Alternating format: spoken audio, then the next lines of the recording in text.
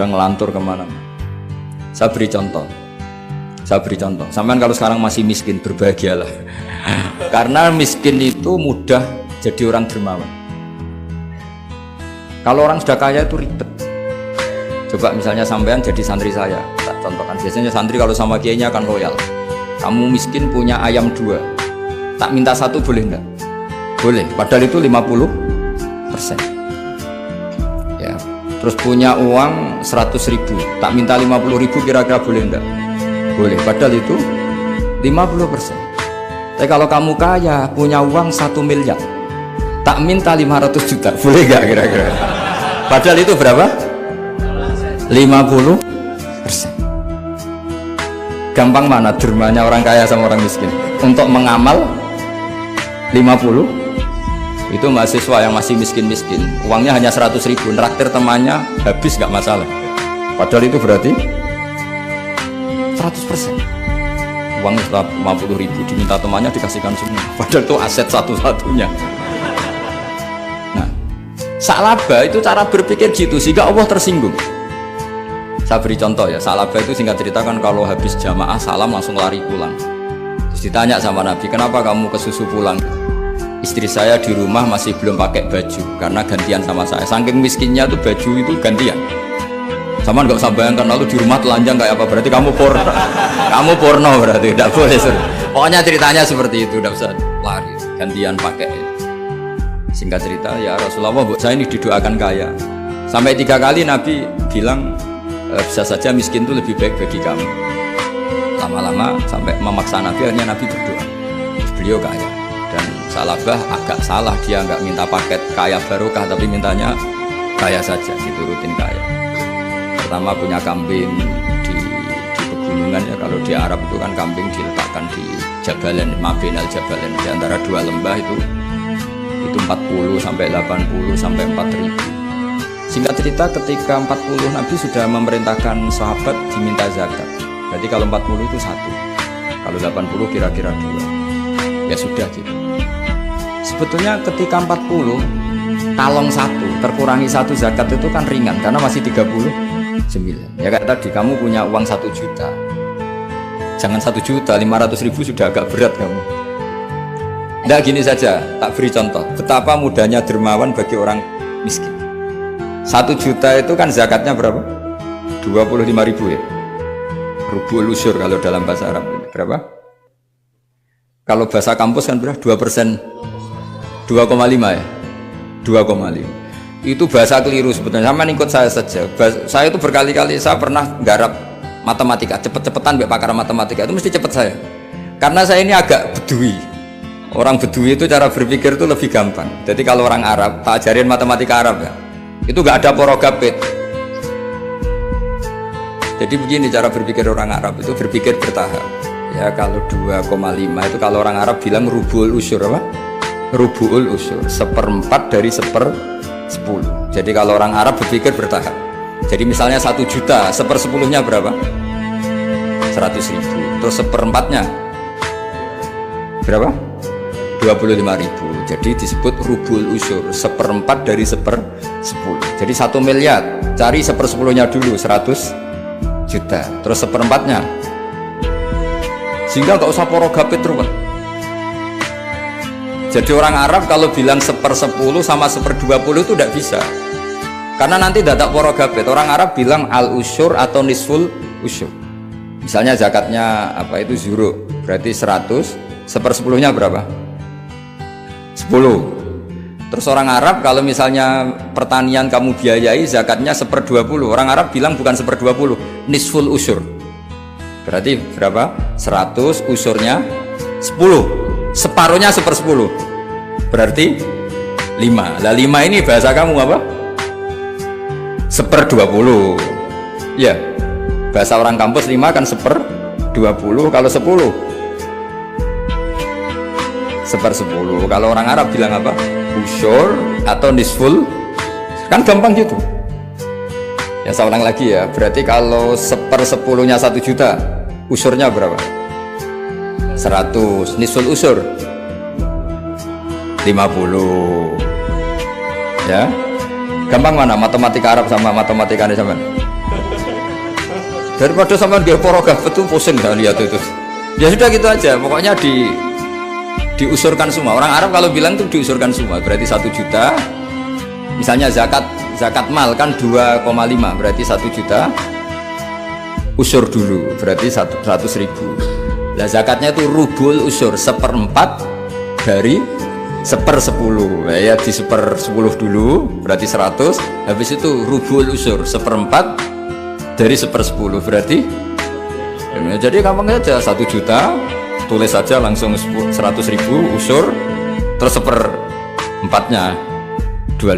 Gampang mana? Gampang lagi pakai kalkulator gitu.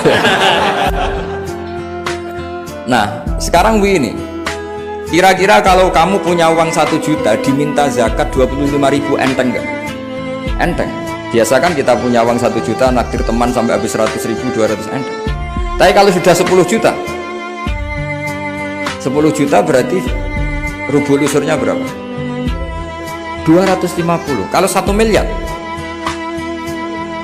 25 juta. Wah itu sudah pikiran kamu kan bikin toko baru, bikin konter baru. Nah kalau 100 miliar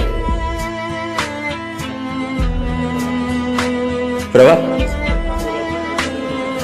200.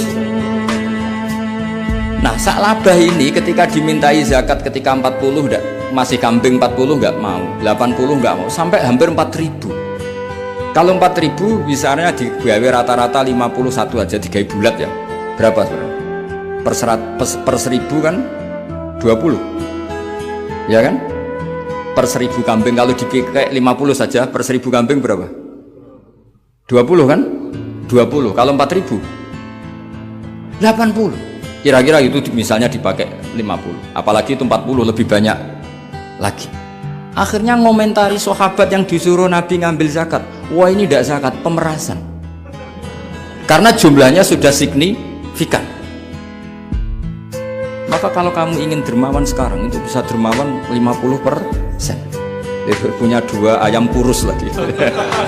Diminta masjid untuk syukuran, bawa aja.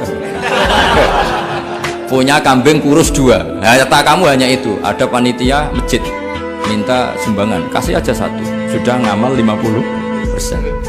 Tapi kalau punya sapi limusin 2 yang per 1 harganya 70 juta, kalau diminta 1 kan nilainya tetap 50%. Gampang mana orang miskin sama orang kaya ngamal? Orang miskin. Terus kedua hebatnya orang miskin itu kalau ngamal itu dramatis. Betul betul. Jadi makanya kenapa Nabi suka orang miskin. Loh, saya pernah ditanya, saya ini punya teman yang kaya raya, dia biasa ngamal 1 miliar 2 miliar, dia nggak terima sama fatwa saya. Gus kenapa anda masih muji orang miskin, ngamalnya tuh banyak. Saya sekali ngamal bisa 1 miliar, setengah miliar. Tapi kata saya, ngamal kamu itu tidak dramatis, nggak seru kata saya. Terus dia tanya, kok bisa Gus? Dia orang kaya, paling ngamal 1 miliar untuk bangun masjid, 1 miliar, setengah miliar bangun pondok, setengah miliar. Tapi kalau orang miskin, misalnya tukang beca, orang miskin kan pasti kawannya orang miskin. Kan nggak mungkin orang miskin utang Abu Rizal Bakri, utang Yusuf Kala, kan nggak mungkin. Kenal saja enggak. Orang miskin kan utangnya sesama orang miskin. Itu pasti, itu kan hukum sosial itu. Nah ternyata itu hari itu anaknya tidak makan, hari itu istrinya mau kelahiran, utang sesama miskin, diutangi 50.000.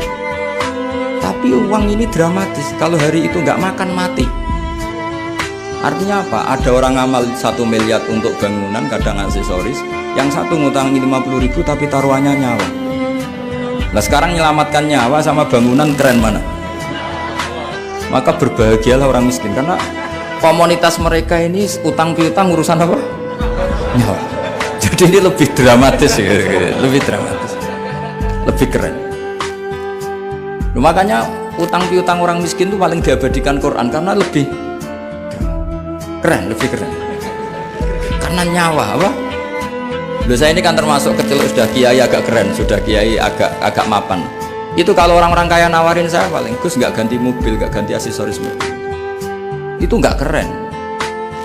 Al-Nadikan tetap ngamal pun nggak keren. Tapi kalau orang miskin Saya sering kan dengar cerita mereka orang itu ngeri. Kayak cerita yang diabadikan Quran, wa yu'thiruna ala anfusihim walau kana bihim khassas. Itu Nabi mengumumkan saya punya tamu tapi hari ini saya tidak bisa hormat tamu. Ada sahabat yang usul saya, ya Rasulullah, perlu dicatat dulu di Arab tuh nggak ada warung, nggak ada GoFood, nggak bisa kamu pesen online terus, wah nih nanti delivery gitu nggak bisa. Nah terus akhirnya datang ke rumahnya, datang istri saya, ada makanan ada hanya untuk jatahnya bayi. Terus ya sudah, bayinya kamu tidurkan supaya jatah itu dimakan tamunya Rasulullah. Tapi kan jatahnya orang satu, tamunya kan malu kalau nggak ada yang nemanin. Terus ya sudah, lampunya dimatiin, pura-pura kamu nemanin.